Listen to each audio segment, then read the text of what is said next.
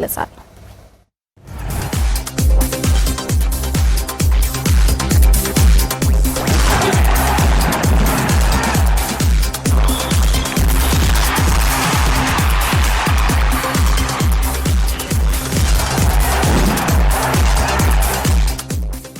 ጤና ይስጥልን ተመልካቾቻችን፣ ከአሚኮ የእኩለ ቀን ስፖርት ዘገባዎችን ይዘን ቀርበናል። ከዘገባዎቹ ጋር መለሰ ግዛቸው አብሬያችሁ ቆይታ አደርጋለሁ። በዋግ ኽምራ ብሔረሰብ አስተዳደር የተካሄደው የኽምራ ሊግ እግር ኳስ ክለቦች ውድድር በዝቋላ ከተማ አሸናፊነት ተጠናቋል። ውድድሩ ታዳጊ ስፖርተኞች ልምድ ያገኙበትና ተሰጧቸውን የሚያሳዩበት ነው ተብሏል። ደጀን ታምሩ በዋግ ኽምራ ብሔረሰብ አስተዳደር በተካሄደው የኽምራ ሊግ ክለቦች ሻምፒዮና በዝቋላ ከተማ አሸናፊነት ተጠናቋል። 8 ክለቦች በሁለት ምድብ ተከፍለው ያካሄዱት የእግር ኳስ ውድድር በፍጻሜውም በቆላ ደርቢ ዝቋላ ከነማን ከተከዜ አናብስት ጋር አገናኝቷል። ማራኪ የኳስ ፍሰት በታየበት ጨዋታ መደበኛ ጨዋታውን 1-1 ማጠናቀቃቸውን ተከትሎ በተሰጠው የመለያ ምት ዝቋላ ከነማ አናብስቶቹን 6-5 በመርታት የዋንጫ ባለቤት ሆኗል። የኽምራ ሊግ ከውድድር ባለፈ ታዳጊ ተጫዋቾች ልምድ ያገኙበትና ራሳቸውን ያሳዩበት መሆኑን የውድድሩ ተሳታፊ ስፖርተኞች ተናግረዋል። ደግሞ ነገ የኛ ተከታዮች ሆነው እኛም በጥሩ በስፖርታዊ ጨዋነት የተለያዩ ጨዋታዎችን በማድረግ እነሱ ተኪ ሆነው ለወደፊት የተሻለ ነገር እንዲመጣ ከተማው እንዳያችሁት ጥሩ እንቅስቃሴ እየተካሄደ ያለው ይሄ ደግሞ እኛም የነሱ አርአያ ሆነን በስነ ምግባር በተለያዩ ነገር ከኛ ብዙ ነገር ስለሚጠብቁ እኛም ለነሱ ጥሩ ነገር ለመስጠት ዝግጁ ነን ያለነው። በመጀመሪያ ማመስገን ፈልገው አሰልጣኝ ነው እድል የሰጠኝን እሱ ነውና ጥሩ ኽምራ ሊግ ላይ እንድትመረጡ ምናምን ብሎ አንደር 70 ላይ እድል ተሰጠን። የተወሰነ እንቅስቃሴ አሳየንና ከዛ በኋላ የኽምራ ሊግን በስፖርታዊ ጨዋነት የተካሄደና በስፖርተኞች መካከል ወንድማማችነት ጎልቶ የታየበት መድረክ መሆኑን የተናገሩት ደግሞ የብሔረሰብ አስተዳደሩ ስፖርት ፌዴሬሽን ምክትል ሰብሳቢ አቶ ሙልቀን ጌታቸው ናቸው። ባለፉት የኽምራ ሊግ ውድድሮችም ከ4 በላይ ታዳጊዎች ለክልልና ለፌዴራል ክለቦች መፈረም እንደቻሉ ምክትል ሰብሳቢው ጠቅሰዋል። ታዳጊዎችን የመለመን ሌሎችም እነዛን አርአያ እየተከተሉ ብዙ ተጫዋቾች እንዲወጡና ጥሩ ዓላማ ይዘው ለነገ ትልቅ ደረጃ ላይ እንዲደርሱ የማድረግ እቅድ ነው ያለን።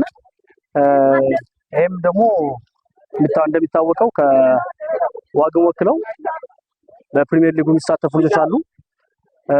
አሁን በቅርብ እነ ጀበልም ጭምር ከሰቆጣ ይሄዱበት አለና አሁን ላይ ከነሱ በተሻለ መልኩ በፕሪሚየር ሊጉ ደረጃ ያሉ ልጆች አሉ። እዛ በለጠ ሰፋ አድርገን ለማስኬድ እየሰራን ያለ ነው። በቀጣይም የዋግ ኽምራን ስፖርት ለማሳደግ ኽምራ ሊግ ዋነኛ መድረክ በመሆኑ ተተኪ ስፖርተኞችን ለማሳደግ ይሰራል ብለዋል። ከዚህም በላይ እኛ እንሞክራለን። ተጻጽፈንም ደግሞ ሴቭ ጋር ሌሎች ኤንጂኦዎች ጋር እየተነጋገርን ያለው በተቻለ መጠን እንዲያግዙና ሄደው እንዲታዩ የማድረግ ስራ እንሰራለን ብለን እንጠብቃለን። እንደ ፌዴሬሽን በኽምራ ሊግ የእጅ ኳስ ውድድርም የደሃና ወረዳው መንድሱ ክለብ የዋንጫ ባለቤት ሲሆን የስፖርታዊ ጨዋነት ዋንጫን 204ኛ ኮር ክለብ አሸንፏል። የውድድሩ አሸናፊ ዝቋላ ከነማ ከአቶ ሄኖክ ነጋሽ እጅ ዋንጫውን ተረክበዋል። ትውልድ ኢትዮጵያዊ የካናዳ ብሔራዊ ቡድን ተጫዋች አሊ አህመድ ወደ ሀገሬ መምጣቴ ለኔ ትልቅ ነገር ነው ሲል ተናገረ። የተጫዋቹ መምጣት የሀገሪቱን እግር ኳስ ለማስተዋወቅ ከፍተኛ ሚና እንደሚጫወት ተገልጿል። ሀና ማርያም መስፍን The motherland is where my story began. ኢትዮጵያ ሀገሬ ታሪኬ የተጀመረበት ቦታ ነው። እዚህ ሀገር መምጣት እንደምችል ሳውቅ ያቀድኩትን እረፍት ሙሉ በሙሉ ሰርዤ ነው የመጣሁት። ምክንያቱም ለኔ ይህ ቤቴ ነው። ቆይታ ያጭር ቢሆንም አገሬ እንደሆነ ሙሉ በሙሉ ተሰምቶኛል። That I really was looking forward to come here was ትውልደ ኢትዮጵያዊ የካና ብሔራዊ ቡድን እግር ኳስ ተጫዋች አሊ አህመድ ለ3 ቀናት የሚቆይ ይፋዊ ጉብኝት ለማድረግ ኢትዮጵያ መምጣቱን ተከትሎ የተሰማውን ስሜት የተናገረበት ነበር። የባህልና ስፖርት ሚኒስቴር ከቱሪዝም ሚኒስቴርና ከተባባሪ አካላት ጋር በመሆን ይህን ጉዞ ሲያሳኩ በባህልና ስፖርት ሚኒስቴር የስፖርት ልማት ዘርፍ ሚኒስትር ዴኤታ መክዩ መሐመድ የአሊ አህመድ መምጣት የሀገሪቱን ስፖርት እድገት ለማፋጠንና በዘርፉ አዎንታዊ አስተዋጽኦ ለማበርከት ከፍተኛ እገዛ ያደርጋል ሲሉ እምነት ጥለውበታል።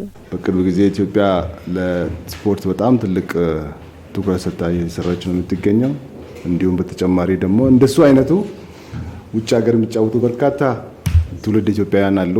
ሀገሩንም ፕላስ ደግሞ የሚጫወትበትንም ሀገር ሁለቱን ህዝቦችን የማቀራረብ አቅም ስላለው ከመንግስት ጋርም ሆነን ሁላችንም በተለይ ታዳጊዎች እንደነሱ አይነት እንዲወጡ ለማድረግ በውጭ ያገኘውን ኤክስፒሪየንስም በቀጣይ ውጭ ሀገርም ያሉ ተመሳሳይ አይነት ያላቸው አትሊስት ሀገሩን እየጎበኙ ፕሮጀክት እየከፈቱ የኢትዮጵያን ስፖርት እንዲያድግ የማድረግ የራሳቸውን ድርሻ የሚወጡ በመሆኑ ትልቅ ምሳሌ የሚሆን ተግባር ስለሆነ እውነቱን ለመናገር እንደ መንግስት በጣም ደስ ያለን። የተጫዋቹ መምጣት ኢትዮጵያ በቱሪዝም ዘርፍ ያሏትን መዳረሻዎች ለዓለም አቀፍ ማህበረሰብ ለማስተዋወቅና የስፖርት ቱሪዝምን ለማሳደግ ከፍተኛ ሚና ይጫወታል ያሉት ደግሞ የቱሪዝም ሚኒስትር ዴኤታ ዶክተር እንደገና አበበ ናቸው።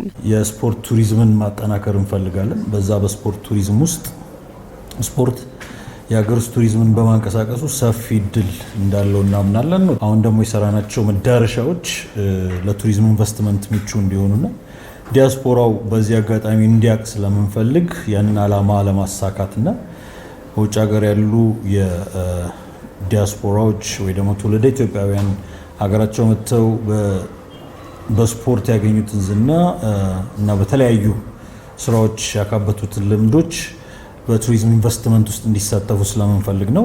በቅርቡ በተጠናቀቀው የ26 የዓለም ዋንጫ ከካናዳ ብሔራዊ ቡድን ጋር ተሳትፎ ያደረገው የኖርዊች ሲቲው ተጫዋች አሊ አህመድ ስፖርት ወዳዱን የኢትዮጵያ ሕዝብ መካስ እንደሚገባ ጠቁሟል።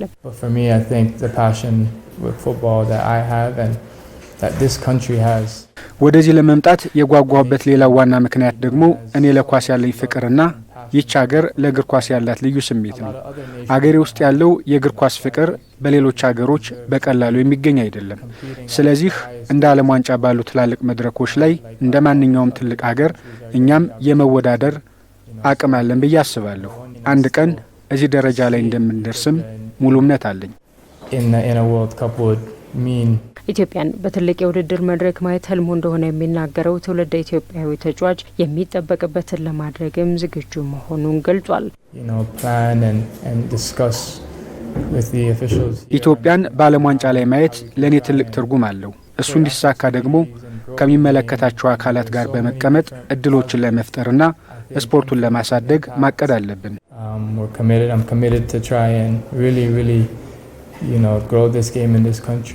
በኢትዮጵያ ለተከታታይ ቀናት ቆይታ የሚያደርገው ተጫዋቹ የተለያዩ ታሪካዊና ተፈጥሯዊ የቱሪስት መስህቦችን እንደሚጎበኝ ይጠበቃል። የዓለም ዋንጫ አሸናፊው የስፔን ብሔራዊ ቡድን ወደ ሀገሩ